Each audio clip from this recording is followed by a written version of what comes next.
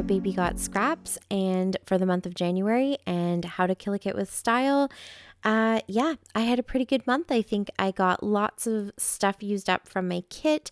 I put together the kit based on the theme for the month, which was hot beverages, but then I also collected a lot of stuff knowing that I was going to work with Baby Got Scraps, which is using up all of your scraps. And then also I put kits together, kind of page kits, very loose page kits, you could say, for making sure that I got some Christmas scrapping in there. And yeah, I had a great month. It was a lot of fun. And this is the last one. And so I really wanted to make sure that I got these papers used up. These are the last bits of paper I have from the All Heart collection. So I have the kind of periodic table paper. You can see those bits that I had there. I've definitely cut into that paper quite a bit, but there was lots of that left over. And then this one piece right here, this green piece, it's green on one side and then it's got the roses on the other side. So I definitely want to try to get that completely used up. I'm going to end up matting my photo with it.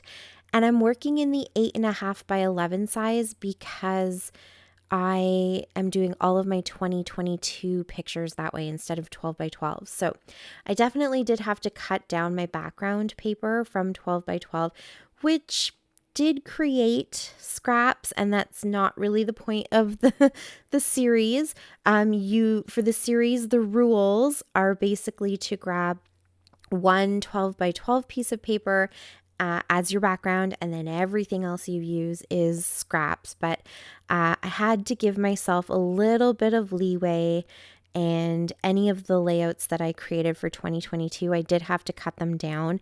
I won't always cut down 12 by 12 papers to do this. I do have some 8.5 by 11 cardstock, but in this case, because I wanted to use the background it's a piece of paper I pulled out to kind of go with the hot beverages theme, because I thought it had that kind of like cafe au lait latte type colors to it. And I definitely wanted to try to incorporate that. So I did make some scraps in the process, but at least these scraps are large enough that they're definitely the type of scrap I would keep anyways and know that I can use up.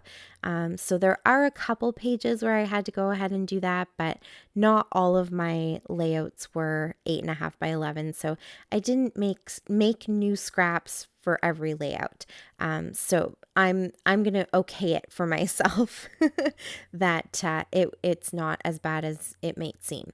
I'm not breaking any rules, I don't think, but I definitely do kill everything else about this kit. So you can see here, even those two little pieces that didn't really fit, I kind of checked to see which words were duplicates, and I just popped those two pieces over top of a square that already had the same word in it. So I think one is busy and one is free, which the words really have nothing to do with the layout. I just wanted to get them all used up.